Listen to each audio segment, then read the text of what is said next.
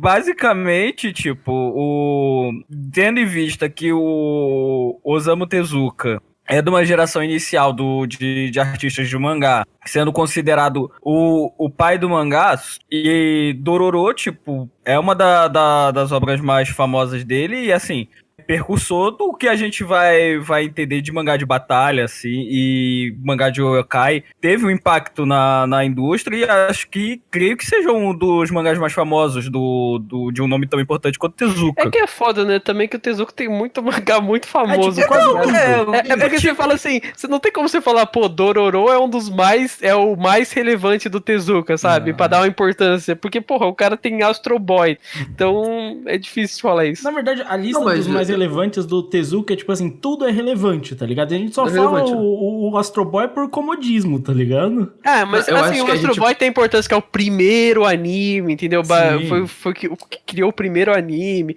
Tem todo um em volta, assim, importante. Mas eu acho que o Dororo, ele é uma grande história, no final de contas, também, né? Porque, cara, você pegando o mangá hoje, eu dei uma folhada antes do podcast, eu não li o mangá inteiro, mas, cara, ele parece um mangá de uma qualidade muito acima da média, sabe? Muito acima da média, eu digo, não tô colocando num contexto temporal, tô falando muito acima da média dos mangás que a gente tem produzido até hoje. Sim. E eu acho que isso é muito relevante no final de contas também. Ele tá no mesmo patamar, assim, do que estaria um Devilman, que a gente fala tanto, né? Mas é importante a gente falar desses nomes, assim. Mas ele tá nesse patamar de importância. A gente vai falar, tipo, de um Lone Wolf and Cub, sabe? Tipo, o Lobo Solitário, né?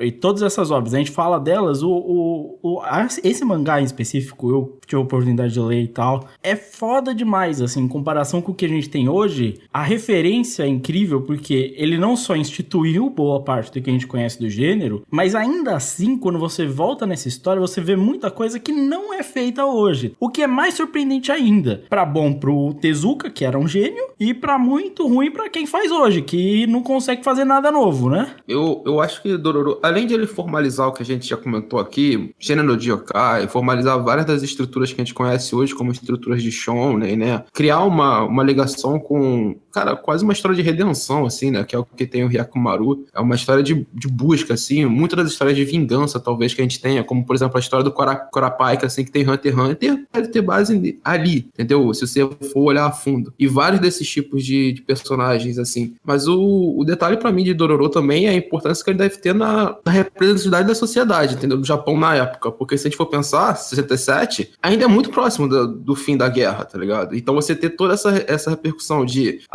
menino de rua, sofrência, o pessoal que sofre com a miséria, o caramba, 4, é muito representativo pra sociedade japonesa no mesmo momento. Tanto é que assim, 67 já é um período um pouco mais próspero, até onde eu conheço. Sim, Mas, tipo sim, assim, sim. se você pega o Japão pouco antes da década de 60, ali na década de 50 e talvez o comecinho da década de 60, é uma visão muito parecida com o que a gente tem no Rainbow. Sim. Que é, tipo assim, aquele monte de jovem que não tem pai, né? Porque a maioria dos pais morreram na guerra. E aquela geração onde, tipo assim, o país precisa ser reconstruído e qualquer tipo de, entre muitas aspas, subversão é vista como você tem que, sabe, destruir aquilo na hora, sabe? Eu acho que é importante também, nesse contexto, porque assim, quando a gente vê algumas obras atuais, e no Japão é muito forte esse negócio de samurai, né, a representação desses períodos e tal, alguns representam um período um pouco mais próximo do atual, outros um período um pouco mais antigo, mas a visão que eu tinha na maioria dos samurais e na maioria dos animes que eu assisto de samurai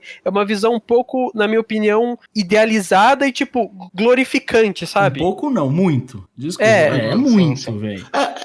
É engraçado você parar pra pensar nisso, o Ero pode ajudar mais assim, mas ela é uma visão que foi instituída, principalmente ali na época do Império, quando foi moldado o Império que traz a Segunda Guerra Mundial do Japão, né? O samurai era muito visto nesse sentido, assim, com essa ideia glorificante. E outra coisa que eu queria salientar também é que histórias de samurais na época da década de 60, assim, final da década de 70 e início da década de 70, ele é muito forte no Japão, também em outras mídias, né? Você tem filmes enormes saindo de samurai e histórias de samurai sendo feitas em livros, assim, então você tem Dororo seguindo esse caminho, entendeu? Então, Era uma coisa meio... mas assim, eu não sei até que ponto eu tenho conhecimento pra falar isso. Mas assim, o Dororo é uma das únicas histórias, existem outras que eu conheço também, mas é as únicas histórias que tratam o período com muita crítica. Sim. E, tipo, eu não sei se isso é muito visto no mangá, mas tipo, no anime é visto de uma forma muito crítica, sabe? Os samurais, aquela época de samurais feudal, sabe? De guerras constantes, é visto como, cara, isso é uma bosta. A gente tem que parar com isso. Não, no mangá sabe? até pior, porque o mangá ele faz constantemente uma crítica à sociedade japonesa da época.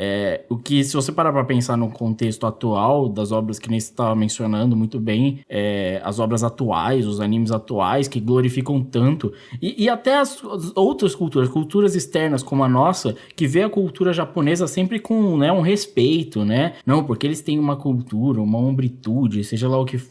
Os caras eram muito heróicos, era tipo, é o meu dever acima de tudo. Não, e no final de contas, cara, tipo, o que é visto em Dororo, pelo menos os caras não paravam pra raciocinar de que, cara, tá tudo uma merda. E você tem pessoas, né? E isso, Dororo bate nessa tecla muito forte, né? De que, olha, tem gente fazendo merda, tipo, sacrificando gente pra se sobreviver, entendeu? Isso é justo, isso tá certo? Porque, óbvio que tem o tema do yokai e tal, mas Dororo bate na tecla. Essa sociedade é uma merda. Quem tá herói é tão merda quanto quem tá vilão, tá ligado? Não tem essa. E é raro, muito raro, tá ligado? A gente vê esse tipo de comentário. Não, uma coisa que eu queria falar também, definindo também uma coisa que é raro no tratar de história de samurai, é também o período que ele aborda. Normalmente, quando a gente vai ver história de samurai em anime, a gente basicamente tem dois grandes cenários. A Era Sengoku e o século XIX ali no final do Shogunato Tokugawa. Dororo se passa antes da Era Sengoku. E, tipo, eu não lembro de cabeça um mangá que passe, tipo, num período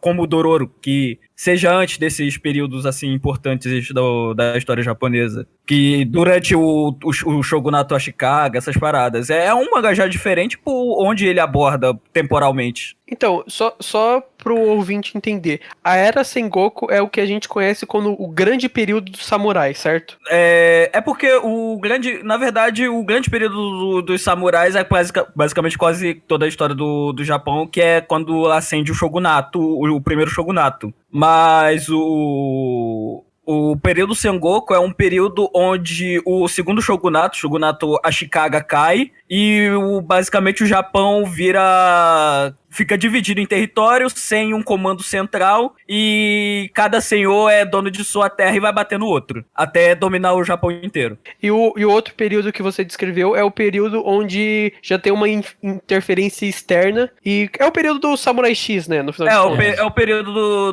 do Samurai, um pouquinho antes do que é do Samurai X, é o período da Revolução, quando o Kenshin entra no exército da Reforma Meiji. É o prólogo do Samurai X. É o prólogo do Samurai X. Onde tem aquele grupo Shinsengumi, que todo mundo já viu. Shinsengumi, pá e tal. Samurai X, basicamente. O prólogo do Samurai X. Basicamente.